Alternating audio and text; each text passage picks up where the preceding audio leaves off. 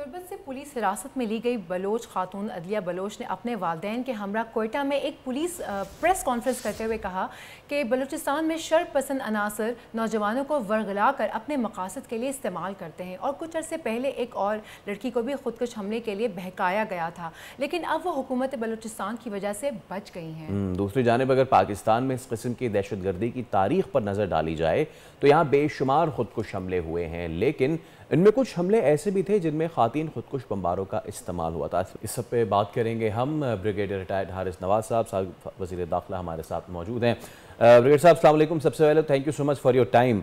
अब हारिस साहब, तुर्बत से ताल्लुक़ रखने वाली बच्ची की प्रेस कॉन्फ्रेंस यकीनन आपने भी देख ली होगी। वक्त आ गया है अब कि रियासत के अंदर मौजूद इस किस्म के अनासर से निमटने के लिए सख्त कार्रवाइयाँ की जाएँ। बिल्कुल फैसल, असल में बात यह है कि ये एक हैरानी की बात है कि बलोच रवायात जो हैं वो ये है कि औरतों की और लड़कियों की, बच्चों की बहुत रिस्पेक्ट होती है। जितने दुश्मन के भी अगर लेडी हो तो उनकी भी इज़्ज़त की जाती है।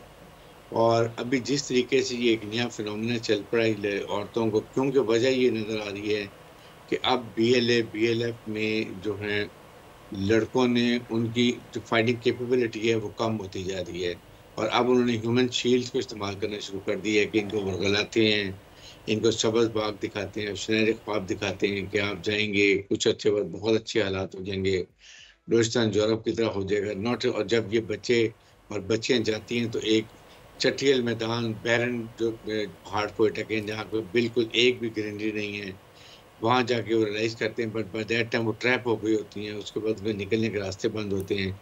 ये तो इस लड़की के अदीला के वालिद ने जाके इन्फॉर्म किया और फिर उसको बड़ी ही पेशा वराना हिकमत अमली के ज़रिए तो हमारी सिक्योरिटी फोर्सेस ने इसको ट्रैप किया, पकड़ा और ला के फिर उसके बाद इसने जब टीवी बात की तो खुद रिग्रेट कर रही है कि मैंने बहुत बड़ी गलती की है, मुझे ऐसा नहीं सोचना चाहिए था। बल्कि इसने तमाम बलोच बच्चियों को ये पैगाम भी दिया है कि आप इनके वर्गलाई में मत आएँ।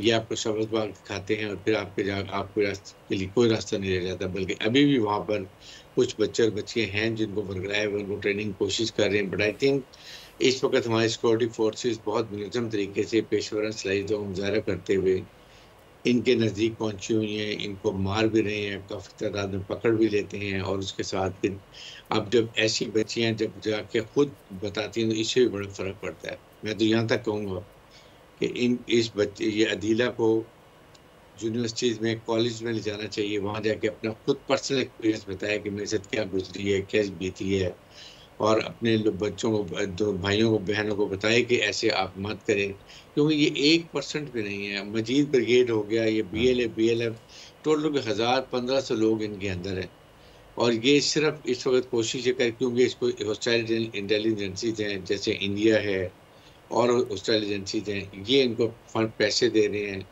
इनकी प्लानिंग करते हैं, इनको लुक आफ्टर करते हैं, वेपन एमुनिशन देते हैं और मकसद एक ही है कि बलूचिस्तान में अमन कायम नहीं होने दें। क्योंकि बलूचिस्तान में अमन कायम होगा तो वो बलूचिस्तान में CPEC बन जाएगा, हमारा गवादर पोर्ट ऑपरेशनलाइज हो जाएगा और उससे बलूचिस्तान में तरक्की की राहें खुल जाएंगी। बहुत माइनर मिनरल्स, नेचुरल रिसोर्सेज बहुत ज़्यादा हैं। ये अज़ाइम है क्योंकि पाकिस्तान नहीं चाहते कि वो पाकिस्तान इकनॉमिक तरक्की करे और अपने फैसले अपने मुल्क का मफाद में करे। ये वजूहात हैं जिसकी वजह से सब कुछ हो रहा है। लेकिन अगर आपको याद हो कि DG ISPR ने प्रेस कॉन्फ्रेंस में कहा था कि देखें, फ़ौज दहशतगर्दों को तो मारती रहेगी, आते रहेंगे, इन्फिल्ट्रेट होते जाएंगे, मारते रहेंगे, लेकिन अगर मुल्क से दहशतगर्दी ख़त्म करनी है आपने तो उसके लिए आपको ये चाहिए कि आप पूरी कौम इकट्ठी होके, तमाम एलिमेंट्स ऑफ नेशनल पावर जो हैं वो इकट्ठे हों, फ़ौज के पीछे खड़े हों और फिर हम इस्तेकाम के थ्रू इनका कलाकुमा करें। और इससे अज़्म इस्तेकाम में बेसिकली गलत लोग सोचते हैं इसमें सिर्फ कैपेसिटी बिल्डिंग बढ़ा रहे हैं, उनको वेपन एमुनिशन अच्छे देंगे, उनको थोड़ा अस्ते से लेस करेंगे, कैपेबिलिटी इम्प्रूव करेंगे और साथ ही साथ जो इलीगल स्पेक्ट्रम है जिसमें स्मगलिंग होती है, पैसा बाहर से इलीगल पैसा आता है, इसको कंट्रोल करेंगे ताकि जब पैसा नहीं मिलेगा तो रूट कॉज है उससे इनकी जड़ से पकड़ेंगे तो ये ख़त्म करेंगे। जी हारिस साहब, ये तो अभी रीसेंट वाक़या है ना जिस पर हम आपसे ज़िक्र कर रहे हैं, लेकिन हमने माजी में भी देखा है कि नाराज़ बलोचों को मनाने के लिए हुकूमतों ने एड़ी चोटी का जोर लगाया, हत्ता कि सरबराह मुमलिकत माफिया मांगते हुए भी दिखाई दिए, लेकिन इसके बावजूद कोई नहीं मानता। तो रियासत को कैसे निपटना चाहिए इस तरह से?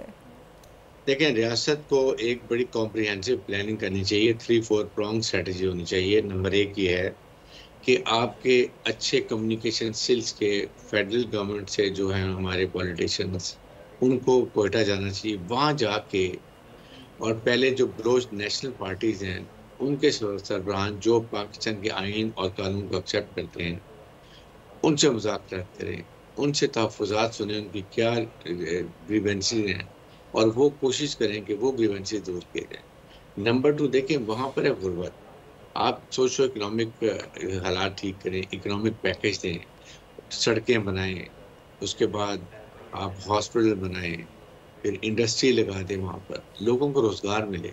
फ़ौज ने इतना यकीन करें काम किया है कि आप हैरान होंगे, रोड्स वो बना रहे हैं, कैडेट्स कॉलेज, दूसरे आर्मी पब्लिक स्कूल वहाँ पर बना रहे हैं उनके लिए, और जो सहूलियात दे सकती हैं दी जाती हैं उनको, ताकि वो कम से कम जब इनको रोज़गार मिलेगा तो ये नहीं जाएंगे हॉस्टल एजेंसीज की तरफ। बिल्कुल, यहाँ पर बच्चा जवान होता है, उसको राइफल कंधे में लेता है, पहाड़ों में चढ़ जाता है, तो उनको मेन स्ट्रीम मिलेगी, उनको बताएं कि ज़िंदगी कितनी अच्छी है, फैमिली के साथ रहना, तालीम हासिल करना और आपको जॉब मिल जाती है, तो फिर ये परेशानियाँ दूर हो जाती हैं। These are the basic reason. और साथ ही साथ जो लोग भी हथियार पाकिस्तान के आईन कानून को मानते हैं और हथियार डालना चाहते हैं, उनको ये रियासत एक माँ की तरह है, दे मस्ट बी ब्रॉट, उनको लाएं, उनको रोज़गार, उनको मेन स्ट्रीम मिले, that is only reason for. और ब्रिगेडियर साहब, जैसे कि आपने कहा कि ये अगर लोकल डेवलपमेंट होगी तो जाहिर सी बात है फिर मामला ठीक होंगे ना। अब इसमें हमने देखिए माजी में ऑपरेशंस भी हुए, उसके बाद उनको ऑफ़र भी की गई हथियार डालने की, ये सब कुछ हो गया ना। Since you are ex military man as well और नाउ आपने सियासत की बागडोर भी संभाली, आपको लगता है कि अब वाक़यतन अब मुज़ाकरात और बातचीत का वक्त भी आ चुका है और जो लोकल कम्युनिटी है, जो लोकल पॉलिटिशियन है और जो वहाँ का मामलात है, जो सरदार हैं, उनको इन्वॉल्व करके उनको समझाने की ज़रूरत है कि भाई वो 1901 के मामलात चले गए, अब सरदारी निज़ाम जो है उससे आपको आगे निकलना होगा, आपको अपने लोगों को एम्पावर करना होगा। वेल्थ सिर्फ कुछ सरदारों के हाथ में कॉन्सेंट्रेट नहीं रह सकती, उसकी डिस्ट्रीब्यूशन का वक्त आ चुका है। बिल्कुल, देखें बलूचिस्तान में आप सारे बलोची हैं, हुकूमत उनकी है। आपको पता है कि तादाद कितनी है बलूचिस्तान में? मैक्सिमम 1,20,25 लाख टोटल बलूचिस्तान की आबादी, जो कि कराची की आबादी से आधी है, आप सोचें। और उसका मैस, लैंड मैस जो है वो पूरे पाकिस्तान से सबसे ज़्यादा। उसके बाद दुनिया के मिनरल्स, गोल्ड, कॉपर, जो ऑयल, डीजल, जो आप गैस, वो वहाँ पर मौजूद है। सेकंड है कि इतना बड़ा वहाँ पर आपके सामने जो है सी पैक बन रहा है और उसके बाद ये गवादर पोर्ट ऑपरेशनलाइज हो रहा है। आप सोचें कि पाकिस्तान को कितनी इकोनॉमिक तरक्की मिलेगी कि काश्कर से अगर इनका काफिला चलता है चाइना का, तो 8 दिन में ये गवादर पहुँच जाता है। अगर अफगानिस्तान में अमन हो जाए तो पूरे सेंट्रल एशिया से कनेक्टिविटी हो जाती है हमारी बलूचिस्तान के साथ, और पूरा बिजनेस रशिया, उसके बाद सेंट्रल एशिया, अफगानिस्तान से होके ये गवादर पोर्ट में आ जाते हैं, और अफ्रीका और मिडिल ईस्ट की पूरी मार्केट दुनिया की पड़ी हुई है।